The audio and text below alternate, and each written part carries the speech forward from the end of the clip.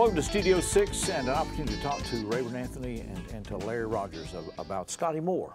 And appreciate you guys taking some time to do this with us. You met Scotty Moore how? I met Scotty Moore in the 60s, and he was in Sun Studios.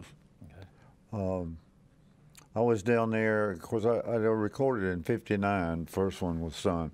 Of course, you weren't born then or anything, but... I'm afraid I am, I was. Yeah. I just wanted Sun Studios. Yeah, I met him at Sun Studios. He came in, and I got introduced to him, and we just kind of, I guess fate put us together because we just kept crossing paths. Okay. And you eventually worked. How did you meet Scotty? I saw Scotty when I was younger, but was never on the plane high enough for him to speak to me. Okay. But when I went to Nashville, probably in the 70s, I went by what was then Music City Recorders, and he was, I guess he was the owner at that time, and I met him then. He still really didn't know who I was. Okay. So really, until we bought the studio, he really didn't know who I was. Yeah. Okay. But we became good friends. Because he was in high cotton with Rayburn Anthony at that time. Right? Oh, yeah. Well, when I first went to Nashville, I was trying to get a writing job, you know, a gig with somebody. And I went by that studio because I was just looking. And I happened to walk in the control room, and he was there. And he said, "What are you doing here?" And I said, "Well, I'm looking for a gig. What are you doing here?" And he said, "Well, I'm running this studio." So he and one of the Jordanaires and a lawyer own that studio. So he gave you the job? He gave me, he said, "Why don't you start working with me when you can, like 3 days a week or 4, because I was playing on weekends." And so what did he hire you to do then? Back then they had what you call a backup engineer. They had the machines, recording machines, in a different room from the actual engineer, and there was not any remotes then to start your machine. So he was the one that I would say rolling, and I'd so.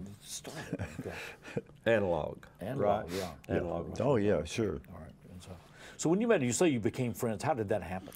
Just because he owned the building, right. You know, that we had bought.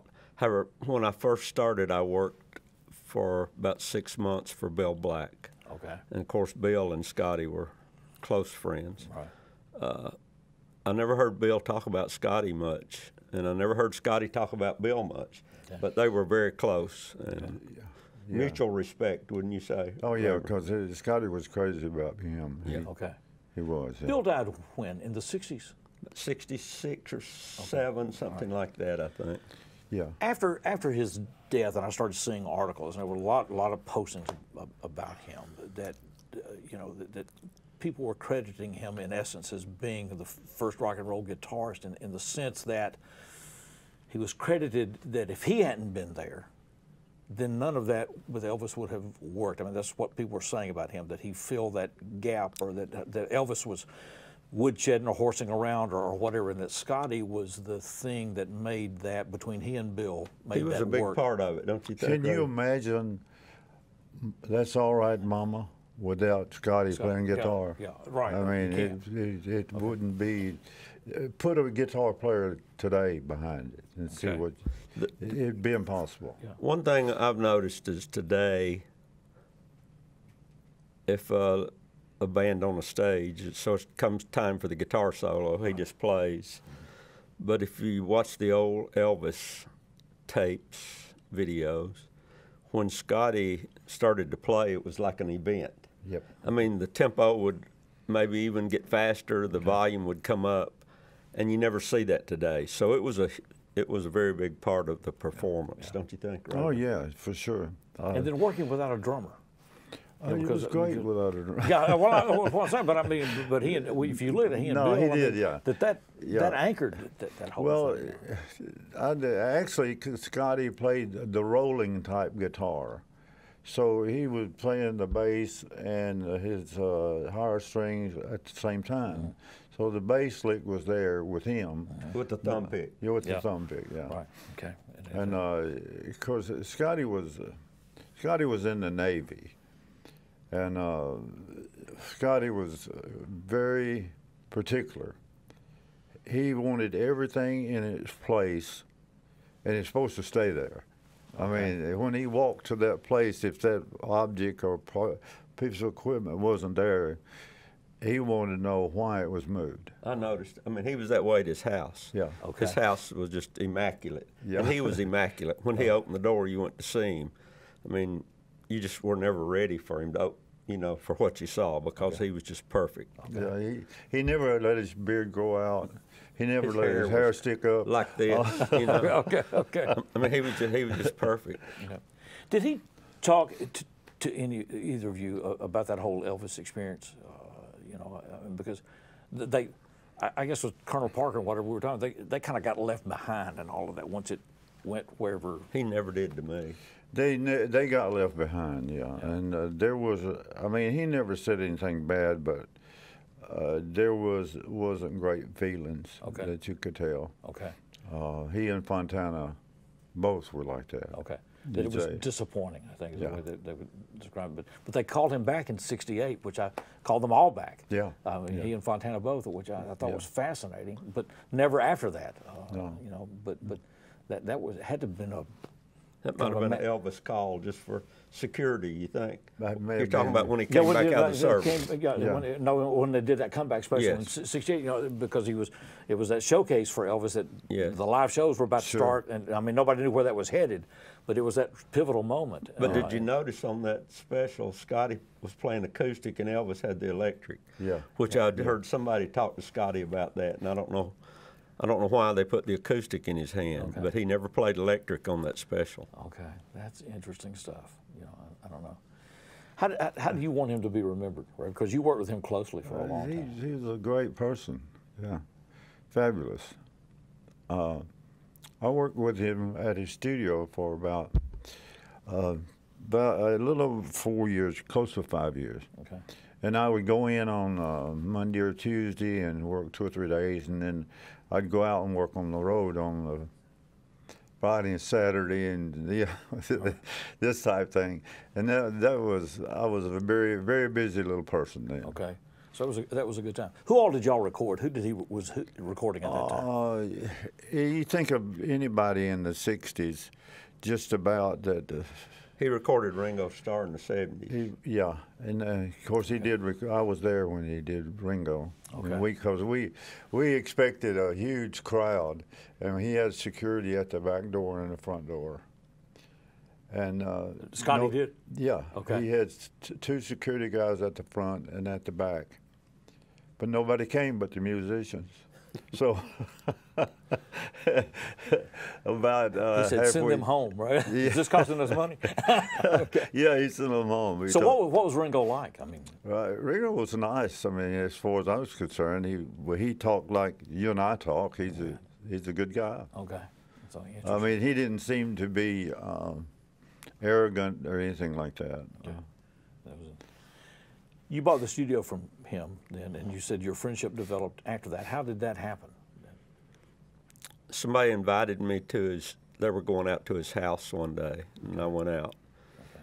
And we just kind of started talking, and maybe 2 or 3 months later, I learned through somebody, they said, well, Scotty really likes you. Okay. So we talked on the phone a few times, and then I went out for lunch few times, and he would come to the studio. He didn't get out much, but if you could call him and say, hey, we're going to have a party or whatever, and he would come every time. Okay. Did he continue to play? He did some, but he did sell his guitar. He sold his guitar. Okay. Did you know that? I knew he had a few under the bed out there. Yeah, but the L5 maybe you mean. He sold a big Gibson. Yeah. Because he's told me he sold it for $40,000, and he bought him a yard tractor. And I said, why in the world did you do that? And he said, well, I can have a garden, or I can mow my lawn, or I can do all these things. And I went back up there, you know, like a month or two, Yeah. and I said, "Hey, what happened to the lawn deal? The grass is growing up." And he said, "Well, Gail hadn't learned how to drive that thing yet." Okay. You know, one day he was at the studio and someone walked up to him with a guitar and asked him to sign it. And of course, he was really nice to people. Yeah. But he said, "I'm reluctant to do this because a lot of times what happens is I sign their guitar and they go sell it. Yeah. Okay. They go sell the guitar." Yeah. And I hadn't even thought about that. Thanks to you, he signed one for me that I've got. Yeah. Oh, really? Your order when he came for the opening of the Carnegie Museum. He was here. He signed it. Yeah, I got one signed by him, too. I was reluctant because I've got your autograph on there and I got Carl Mann's on there, and so I wanted Well, it won't be worth as much. Was Scotty in good shape and good Yes, health when yes, he was here for the opening of the he was Carnegie? here for the opening, and it was really Yeah, good. The only time that I met him, Yeah. you know, in my life. And He it looked was real just clean, didn't he? I Yeah, bet. yeah, real honor to have him here. It made that night, I think, very special. The fact Yeah, that it he was here. special. Yeah. He was Scotty was a very special person. I agree. He Yeah. was. He was proud of that studio. He Even after he was, sold it. Okay. I think that's one reason he came when we called him, not to see me, but I think he liked the studio, you know. Was he aware of your work at all? Oh yeah. Okay. Later. Later, okay. Yeah. So, But he wasn't. So you finally worked your way I up? never know. I might have got to hear. But he was very humble about it. He would not. He didn't even think anything about his playing or anything. Okay. The thing about a studio is, and I learned this from Scotty, he'd come in at 9 in the morning, get ready for a 10 o'clock session. And then he may have a 10 o'clock session that night, 4 sessions that day, 3 hours each session. And he might get out of there by 1:30 or 2 o'clock. And he'd be back the next morning at 9 or at 8 or whatever time he needed to be. Okay. He was married to the studio. That's what both of his ex-wives told me, that he was married to the studio. Okay. What do you think? And you've both done this. So what is the draw? What is that? Whatever that is in this music thing. He'll have to tell you. I can't tell you. It's just what I always wanted to do, and what I still do, and I just like getting up in the morning, going and doing it. Okay. I never did it for money, and probably till I was 30, I probably never made $4,000 a year. Okay. You know, it's just what you wanted to do. You didn't even think about the money. Well, I didn't. Did you? No, I had to do it. I didn't have a choice. I mean, it was there. You know. Okay. I got up thinking about it and go to sleep thinking about it. Okay. And it. Yeah. Did he produce those sessions, or was it just hired out in the studio, or? Of some for me. Yeah, and for other people. Oh, did they hire him as a producer, or? Yeah, a lot of people he produced. Yeah, but he didn't. He wasn't. He told me, "I'm not a producer. The musicians are." Because you know, he said, "Hey, if you tell this guy over here I want a different part, he'll come up with it." So I can't tell him what to do. It just all comes together, which is really true, don't you think, Larry? Well, with the caliber of musicians in Nashville, it comes together.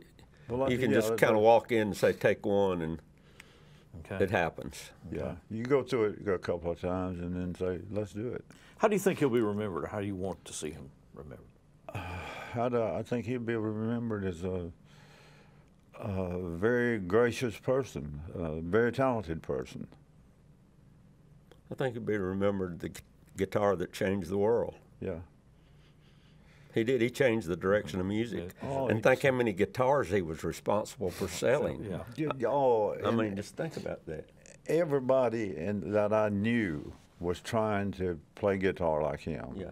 I mean, we've got a guy from Jackson that, you know, everybody knows, Carl Perkins. But Carl was trying to get the Scotty Moore sound. Okay.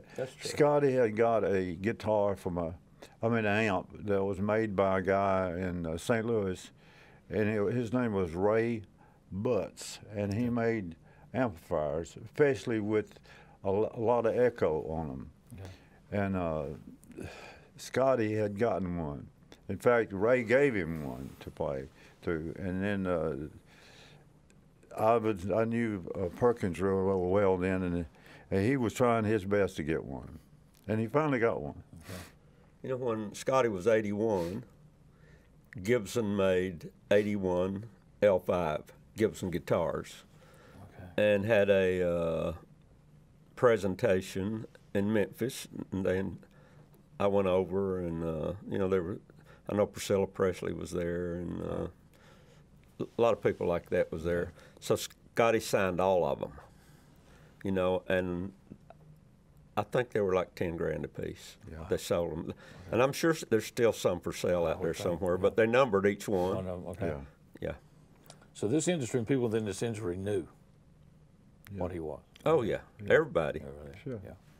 Sure. I mean, Scotty he played for a lot of things in England. He went over there many times to play, and I can't tell you who all he worked with, but he went over there many times to do sessions. So Okay.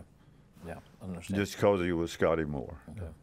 I wanted to ask you one other thing about Eddie Bush, because there was another guitar player that when people talk about with Carl Mann, he always credits him with whatever success he had.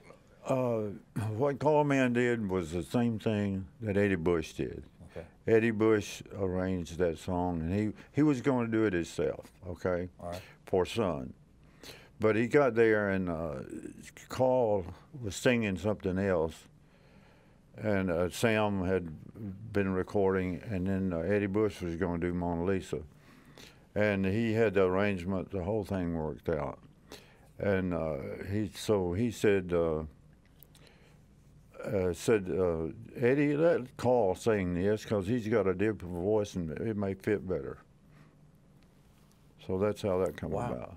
So Eddie was responsible for all of that work. He was arrangement, yeah, Okay. the whole thing. Yeah. So He was, of course, Eddie disappeared. We don't ever, nobody knew whatever happened to him. yeah. But, so guitar guys do make a difference. Yeah. Actually, he had a daughter that lived here. Okay. And she Play guitar too. No, not like But anyway, she told me that Eddie had turned into a homeless person. Oh, wow. And she didn't know where he was. Yeah, man, amazing. Sad. Amazing talent, though. Yeah, amazing talent. Amazing talent. All right. Thank you guys very much. Thank Thank you. you. Appreciate it.